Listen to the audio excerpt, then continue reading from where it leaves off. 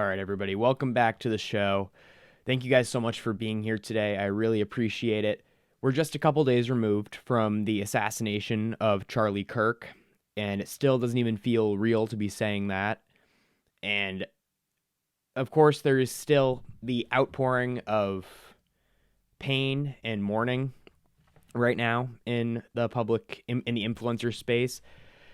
And I want to use today's episode to of course, continue to discuss the legacy of Charlie Kirk, what he inspired in the public discourse and in the political discourse, and where we go from here. Because I want to use this moment to offer a productive path forward and create a vision for what we can do, in this moment, what we can change in our society and in our culture to further the progress and continue the message that Charlie Kirk stood for, and we can continue the work where it has been left off. So, all this today and more on the Quest for Clarity podcast.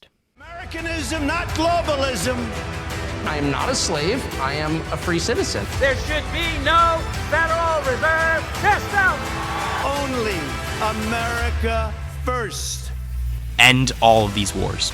America is trying to play empire. We want everything released, and you're actively covering it up. It's not America first to be pushing our influence in areas where it shouldn't be. We're run by people that don't understand what they're doing and don't understand the ramifications of the policies they're enacting. That's an incredibly dangerous situation.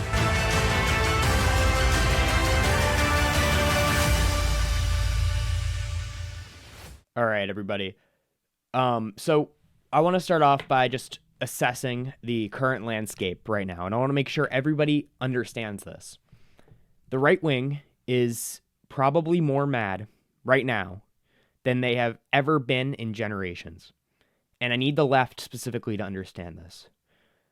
Charlie Kirk, to me and millions of people on the right, was probably the most important figure in specifically bringing young people like myself to conservatism, to the MAGA movement, and to the right. And we see people on the left right now. You'll see videos today and in the coming days, and I'm sure you've already seen a bunch, of these young, sad leftists cheering for the death of Charlie Kirk, celebrating the cold-blooded murder and assassination of a father and a husband.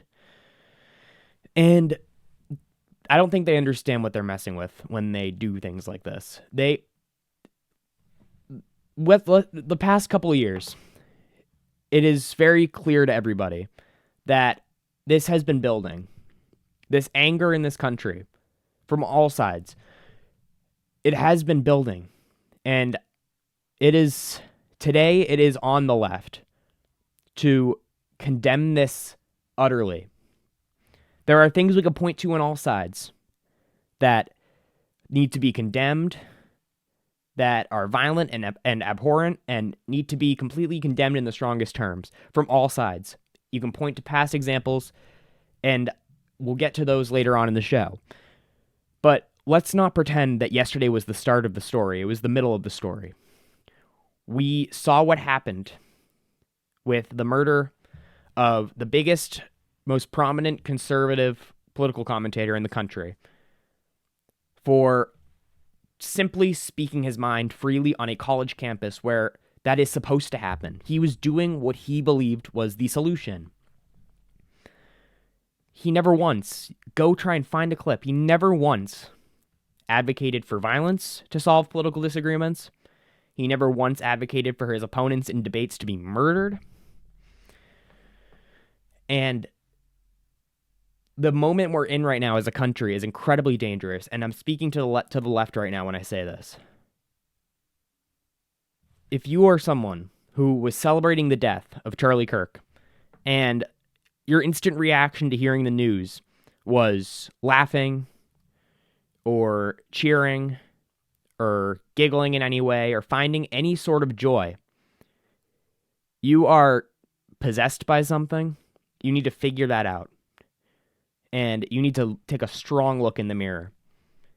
Because if we're at a place in this country where a small group of very vocal people make it known and aren't afraid to make it known that they find joy and they find happiness in the death of others that they disagree with on politics, then what are we even talking about at this point? Are we a country? Or are we just a group of people within borders that hate each other to the point of wishing death upon them? And we need to understand the moment we're in. The right wing is furious, more furious than I've ever seen them. Go look on Twitter right now. There are people calling for all-out war. And to those people, I'm saying, calm down. I understand tensions are high right now, and understandably so. The movement leader was just assassinated in cold blood. And it's understandable that people would be calling to increase the temperature. I understand where that's coming from, but that needs to calm down. We need to be better than we need to be better than the scared, sad individuals that think it's okay to proclaim ownership over public discourse, public places. They think that they silence a movement by sniping it from 200 yards away. We need to be better than that. We need to not stoop to their level. We need to have something that they didn't have. And that's belief in America, belief in the First Amendment, and belief that speech can make a difference because we know it can because it has. And Charlie Kirk was the perfect example of that. And I want to talk more broadly about our society. And over these past, it's been building. The way we look at death of innocence in such a light manner. The excuse of murder, the excuse of violence needs to stop, and it needs to stop from everybody. Everybody, every innocent life deserves to live and doesn't deserve to be murdered, especially for speaking about political disagreements. Whether it's Charlie Kirk or Donald Trump or people in Gaza or people in Israel or people in Ukraine, or people in Russia, or a Minnesota legislator, or children in schools, or a healthcare executive. Violence is not the way to solve these disagreements. All it does is cause collectivist hate, and people, as I was saying the other day in my video, about the poor girl who was murdered on the Charlotte subway. All it does when we have tribalist reactions is cause people to go into their corners, and that was not what Charlie Kirk was about. I saw a clip the other day after this all went down, an old clip, and I remember seeing it when I was very young, of Charlie Kirk, one of his first table events at a college. Someone asked what he was about, and he said that the whole purpose of what he was doing was to get people to talk to each other and have these ideas clash. Because when people stop talking, that's when violence happens. That's what Charlie Kirk said. And we need that now more than ever. We need to understand that this guy, the guy who shot Charlie Kirk, is responsible for what he did. And while we see these prominent, loud voices on the left cheering it on and celebrating and laughing about it, everybody on the right, please understand that that's not all of the left. And everybody on the left who is cheering about it needs to be ostracized from society, needs to be called out publicly. And if we are to have a society, if we are to coexist in a country together, we must agree on the basic fundamental that you do not murder your political opponents. If we can't agree on that, then are we even a country? Or are we just here because we happen to be born here? Or are we a people that have a collective set of basic fundamental human norms? I ask that to every leftist on TikTok that's cheering this on, that's laughing. And I want to just make sure that they know that everyone sees you. You are not American. in any true sense of the word. You don't believe in free speech. You don't believe in the free exchange of ideas. Well, let me make this very clear. I'm not advocating for censorship. I'm not advocating for these people to be taken out of the public discourse. I'm saying that we shouldn't engage with them. They are not people that are able to be talked to. They aren't able to be dealt with. We can't talk to these people. They're going to be there. They're going to be loud. And we have to choose to ignore them and understand that they aren't the majority. They aren't. I know they aren't. And again, I just want to make it very clear. This is not a call for censorship. It's not. If there is some legislation that calls for the banning of people on social media or the censoring of ideas or anything that would infringe on freedom of speech, I am against that, okay? I'm against that. But what I am for is that we as a society, as individuals, have to come to this understanding that in America, you're allowed to have these ideas. You're allowed to go to a college campus and debate political topics and not get gunned down for it. And on the right, what are we going to do? What should we do in response to this? We should up our efforts in public discourse.